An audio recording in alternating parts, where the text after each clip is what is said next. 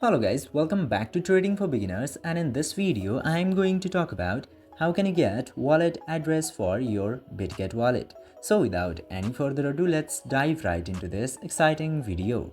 Now, in order to get the addresses, you just simply have to open your Bitget wallet application. And after opening the application, you will get to see a bunch of options. You just simply have to tap into this receipt section right here, and after that you have to choose any specific network of Bitcoin or cryptocurrency that you would like to get addressed. I'm selecting this USDT right here, and after that, as you can see here, you will get the wallet address for this USDT in two different forms. First one is this QR code. By scanning this, you can also get the wallet address, or you can copy this wallet address right here. This way you can very easily get a specific wallet address for specific crypto in your Bitget wallet.